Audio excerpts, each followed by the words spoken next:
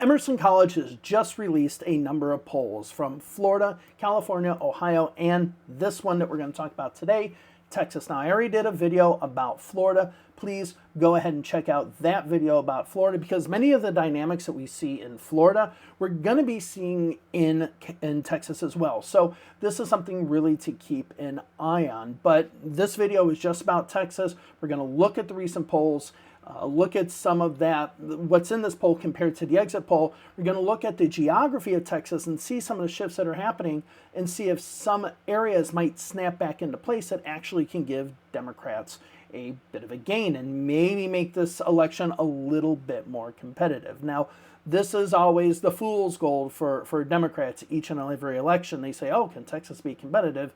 And then it's to some extent not. But let's go ahead and play with that today. Let's see if that's actually the case. So let's go ahead and look at the Emerson poll and look at the crosstabs. Now, they don't have necessarily a huge amount of crosstabs, but if we compare it to the exit poll of 2020, they're pretty spot on. So we can see Kamala Harris is winning 53% of the Hispanic vote compared to 43% for Donald Trump. Now, that is significantly, well, not significantly, a little bit closer from what we see in 2020. So we see this vote actually is just a tad bit closer. But if we look at white voters, it shows Donald Trump was 61% to 35% for Kamala Harris. And as we can see, Abbott in the gubernatorial race had 66% to 33%. So these two might be off, they're offsetting one another. So it might be something that really doesn't affect it that much. We see the black vote and the Asian vote pretty much going the way it is. The Asian vote, especially in the Houston area, is becoming more and more important. So over the next few election cycles, start seeing how that vote plays out, because these could be the voters that determine the way in which the state goes over the next 10 to 15 years. Now, if we look at those who are male and female, this is where it becomes a little bit more interesting, because we can see amongst male voters, we have Trump winning 57 to 38. And if we see male voters here in the gubernatorial race, that's about what we see. So that's pretty spot on. However, we see Kamala Harris winning 52 to 44. Now, Abbott actually won female voters, according to the CNN exit poll, 51 to 48. So now, if you're all of a sudden changing that dynamic, that it's going heavily by 10% or more possibly to Kamala Harris, you're totally changing the dynamic of this election. Now, if we look at the overall results in Texas, we can see that Beto O'Rourke didn't do that great. He should have probably done better, but he didn't do that great. But if all of a sudden this number here, 52 to 44, we see this 8-point shift in voters who are female voters, if we all of a sudden see that applied to this, you might see Beto O'Rourke's numbers go up to 48%, right? 47, 48%. Now remember, if one number goes up, and a lot of people forget this with percentages, if one number goes up, another one's going to come down. So if he goes up 4, then you have Abbott going down 4, you have a significantly closer race. But as I mentioned in the Florida video, Democrats just don't have enough votes. They're able to start getting these margins down and doing a little bit better, but they just don't have a number of total overall votes in order to pull this off. Now, of course, we can see how the dynamics could change as far as turnouts. Maybe we'll see some turnout differences in this election, but we have to wait for the election to see if that happens. So why are we starting to see the changes that we're seeing in Texas? Now, again, watch the Florida video, because what's happening in Texas is very similar to Florida, but is also very different from Florida. So let's talk about the similarities, and this is the shift in the Hispanic vote. Now, where we notice this most of all is along the U.S.-Mexican border, especially if we go down into McAllen and areas like this.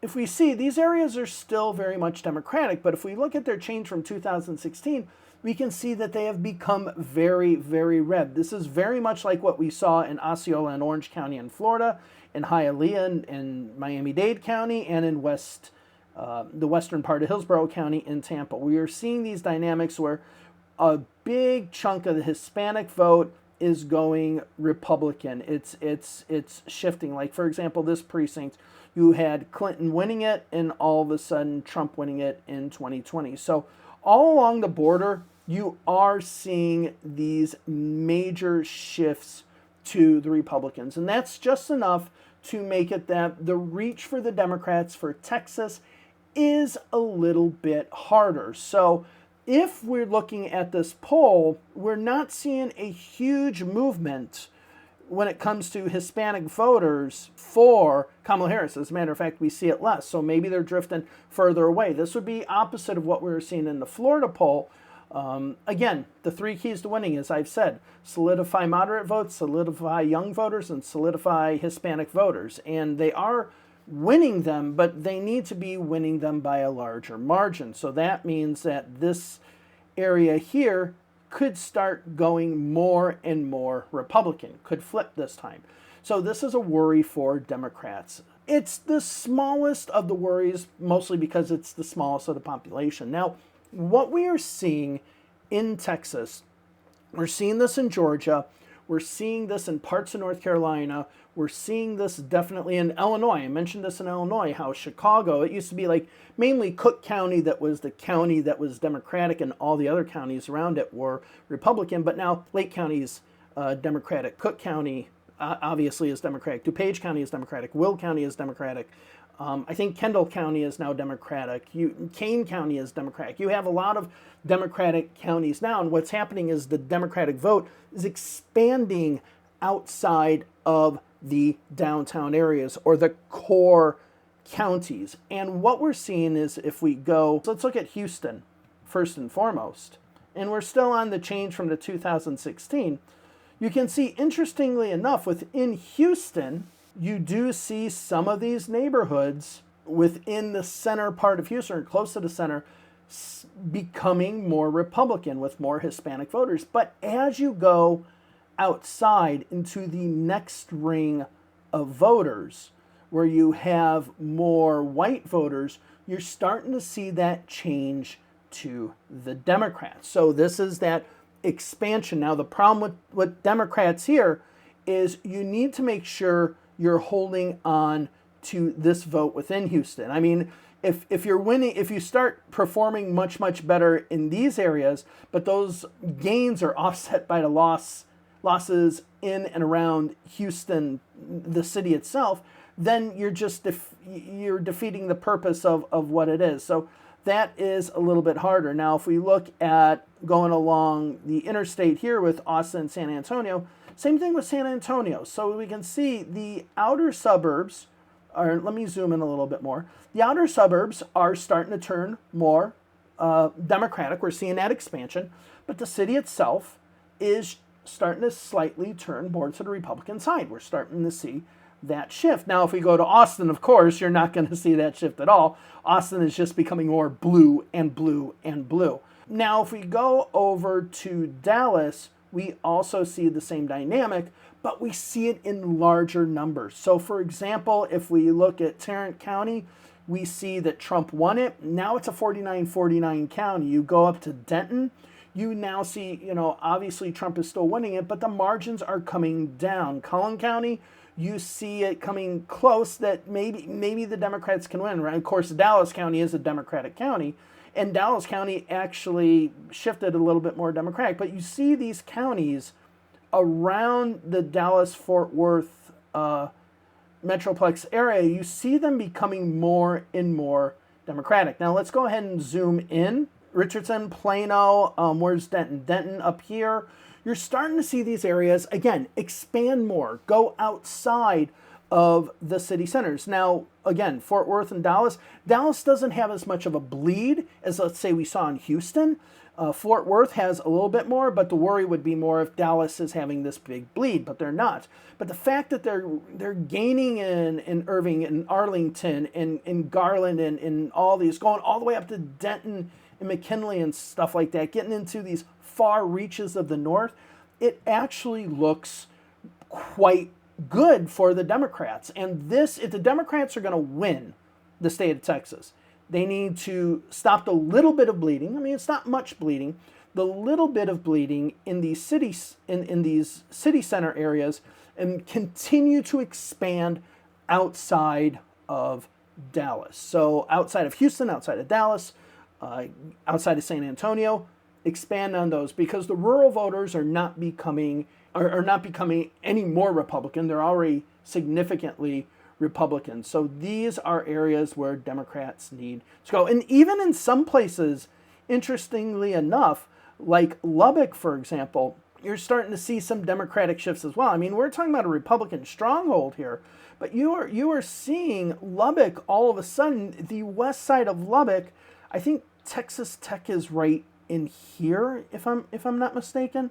That would make sense. But you're starting to see this side of Lubbock becoming more and more Democratic. So even within the smaller cities, you're starting to see the shift to the Democratic side. So it's getting these smaller cities to shift, and then with the larger cities, Dallas, Houston, San Antonio, making sure that the Democrats expand outside of their city centers. Also, one last thing I want to talk about too, as far as the shifts, is that while there have been shifts in East Texas, which is a huge chunk of the Republican vote, between 2016 and 2020, we see that a lot of those places, it's very checkered board in this area. Tyler, Longview, College Station, I mean, that College Station is a college town, but Texas A&M is about one of the most Republican universities that you have. All in this eastern area, Beaumont, going down to Galveston, whatever, they're Republican, and they're very strongly Republican, but they're not necessarily sustaining this republicanism. So you're seeing a lot of these areas that are just slightly shifting. Now, if you got an area that's 90-10, Republican, and all of a sudden you just shift 3%, that's 3%. I mean, that's significant. That makes each one of these votes outside of Dallas, outside of San Antonio, Houston, other places, it makes those votes, you need less votes. You need to rely on those. And again, the numbers in East Texas, maybe not in some of the cities like Lufkin, Tyler, and other places, are starting to die down a little bit. Or I guess more accurately to say, places like Houston and Austin particularly are just starting to blow up. They're becoming a larger percentage of the population. Now, overall with the state of Texas, it's still going to be a hard nut to crack, but it is still something that the Democrats start throwing a little bit of pressure into it. It could be a state where the Democrats could make the Republicans sweat. Now, when it comes to the U.S. Senate race, we really don't see a close race at all. We see Ted Cruz, unfortunately, winning that race. Democrats are going to need a really good candidate to beat him. I think Beto O'Rourke would have been a good candidate again. I mean, I hate to go to the same well so many times, but, damn, that guy's got to win a statewide race in Texas one of these days. I think he's a really good candidate. But overall, the trend in Texas is looking good. And this really goes to the question that we need to ask ourselves. If you're the DNC, if you're D-TRIP, if you're DSCC, if you're Democratic Legislative Campaign Committee, if you have a gun to your head and you say, hey, listen, we're going to pick Florida or we're going to pick Texas, which state do we pick? The trends are happening in Texas. The trends are not happening in Florida. And I think Florida, what we see right now with the poll that came out of Emerson, is like the best case scenario for Democrats for the foreseeable future, whereas Texas keeps on trending in this way that looks better. Now, of course, if it's better for Democrats to have Texas because just obviously it has more members of Congress and electoral votes, so that would work well. But I do think Texas, if you're picking your safe bet, Texas is probably the way to go. I mean, after North Carolina, Georgia, Virginia, Texas is probably that fourth state in the South that Democrats should be looking at, and Florida is now fifth. So that's a significant drop from 2000 when, Tim Russert was saying Florida, Florida, Florida. We've dropped significantly. And that just shows over the course of 24 years how much the electoral landscape can change. All right, well, I just want to do this little video about Texas. Polls look good. This poll looks pretty darn well, kind of spot on, showing the female voters going a little bit more for the Democrats, which I think is more aligned with what we should expect nationally. So, yeah, thank you all very much. Have a wonderful day wherever it is you are. Make sure you check out the Florida video as well if you haven't seen that, and I will talk to you all later. Bye-bye.